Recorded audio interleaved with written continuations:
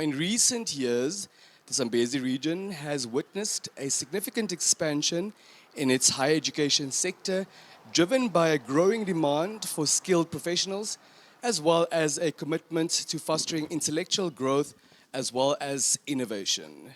With a diverse array of universities, colleges, and vocational institutions, the region offers a wide spectrum of academic disciplines, ranging from culinary, agriculture to business, as well as health. Professor Kenneth Matengu, the Vice Chancellor of the University of Namibia, is here to tell us more. Muzuhile Chwangi, vo Professor. Muzwire vo Denver. How are you doing on this gift of a Tuesday morning? I'm very well, thank you. Thank you very much. We're delighted to have you this morning, Prof. Talk to us about the progress and the development that the University of Namibia has made in this region in particular. Thank you. So, the University of Namibia has been in this region first as a Center for External Studies, so that was distance learning until about 2011. And so in 2012, that's when the University of Namibia established a campus here. And that campus has very much grown. We basically took over what was then called Caprivi College of Education, which was mainly training teachers. And now at the moment we have 3 faculties here. So we have a Faculty of Education, training teachers mostly, primary and senior secondary. But also we train veterinary vets in our animal health diploma. And then in addition to that, we have wildlife management. As you know, this region has 3 or so national parks, and then it has about 14 to 15 conservancies. And it is the center of KAZA, the Kavango Zambezi Transfrontier National Park. So we have set up activities in that way. And this campus is the 4th largest of the UNAM system out of the 12 campuses countrywide. Thank you, Prof. Why was the transition from a distance learning center to a fully fledged university with faculties so important for the strategic expansion of the university? So the understanding from government that time was that the teachers' colleges, meaning Caprivi College, Rundu, Commercial, and Ongwendiva, these colleges were very good at pedagogy, but they were not rich in subject content specialty. The university was very good in subject content specialty, but not in pedagogy. And so there were challenges in how teachers were delivering in school. So this measure bridged that gap. Education in general, but tertiary education in particular, is a mammoth task to execute. Walk us through the challenges that tertiary education experiences in the Zambezi region, please, Prof. So if you read history, you would know that for many years, the Zambezi region was topping in the top 4 or top 5 in the country in terms of student performances exiting high school. But over time, and we know its performance now, it is around about 9 or 10 out of the 14 regions. And so there has been a lot of challenges here. Basically, I would describe it this way. The Zambezi region is a resource-rich region, but perhaps you could say with poor people. And so the region has to respond to its endowments and see how it could take advantage of its forests, of its natural resources, of its rivers. And as a university, we are here to do that, to create capabilities for the region. And that's why our programs are very much targeted towards responding to these endowments. If I can give an example, yes, please. The Zambezi region, many people don't know this, but the Zambezi region, the Zambezi River and its tributaries has more than 80 fish species, 80. But what we all know is just the brim. But it's more than 80 fish species. And if the region can capitalize on that, for that you don't just need knowledge, you need skill. Speaking about knowledge and skill, key to the mandate of a university is also to capacitate research and development so that we find out more about the national resources in our midst. Yes. What is the research and development capacity here and what more needs to be done about it? So when we took over the college here, we had only one PhD amongst the staff. The rest were diploma holders, most of them. Right now we have 61 academics. Out of that, more than 30 have PhDs, and we have 5 professors. So we have been able to make that transition as a university to make sure we have competency in the system. And this capability means that we would be able to do specific programs. Some of the research that we have been doing, as you know, region is disease burdened. Whether you are talking of animal diseases, foot and mouth, anthrax, schistosomiasis, and so on, but also human diseases, malaria, and so on. So we have had program. We have an insectary here, where we are studying the behavior of mosquitoes. We know they are transitioning from night biting to day biting.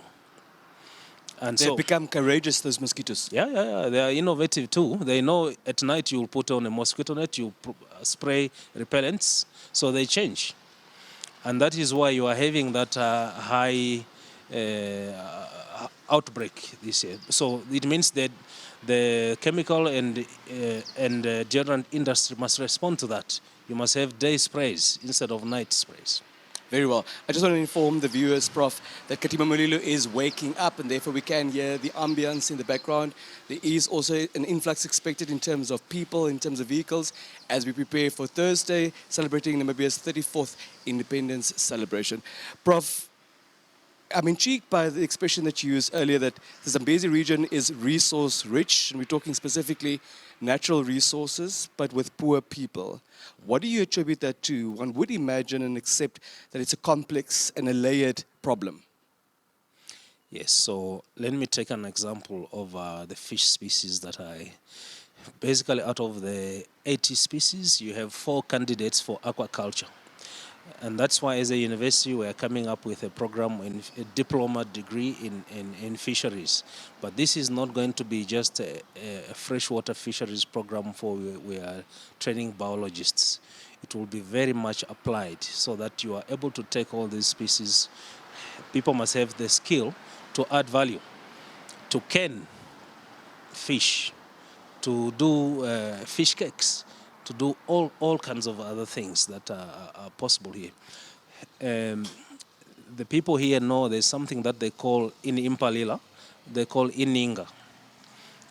Those are the scientific name is Mamoris. And these species, people only know that there are 2 or 3, but there are actually 13 fish species of that. And if you take that, you are able to can and take advantage of this endowment.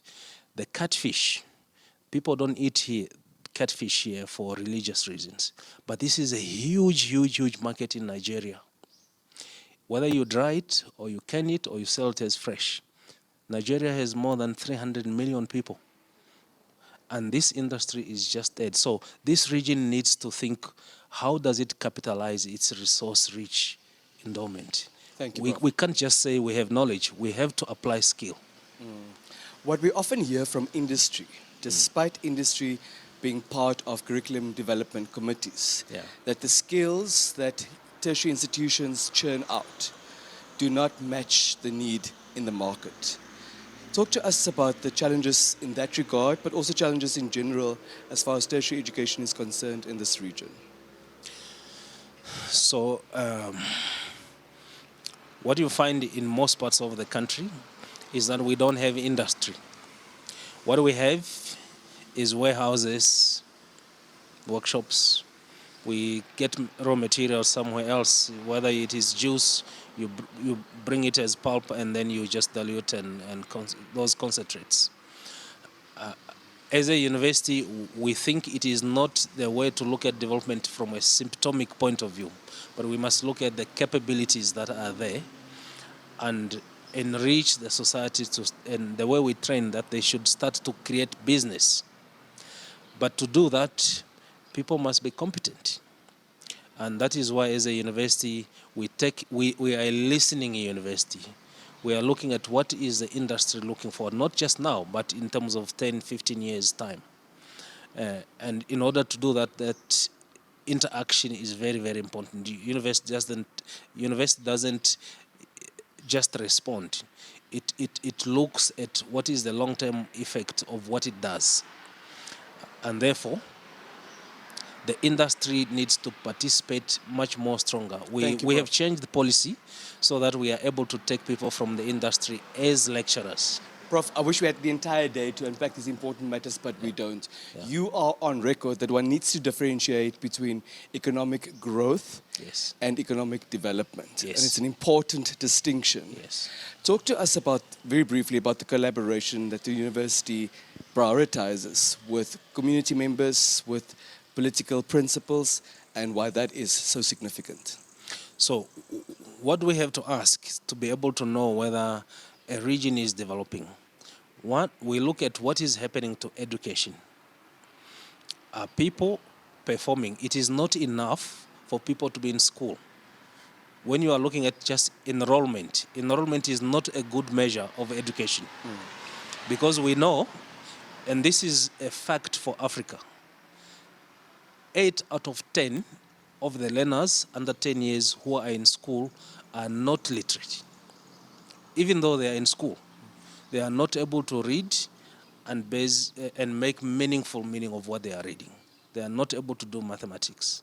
So it is so crucial that we assess what is actually happening in education, what is happening to life expectancy, what is happening to food security. There's a very serious drought this year. What is happening to employment? Those are the things that we know. If the answer is yes to those questions, then we know development is taking place.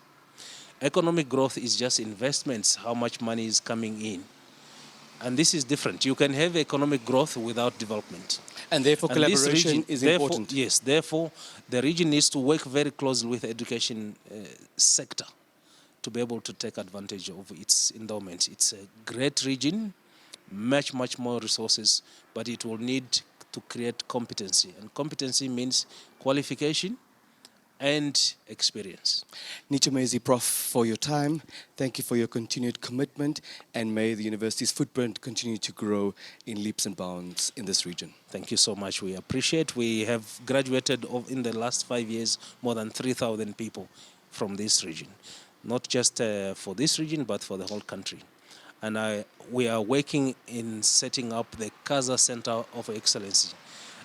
CASA itself has more than 3.5 million people, and we are set to launch an expansion of our campus in August this year. Nitumezi, Prof. Shangwe. There you have it, Professor Kenneth Matengu, the Vice-Chancellor of the University of Namibia, talking to us about their footprint in the Great Zambezi. We'll be back with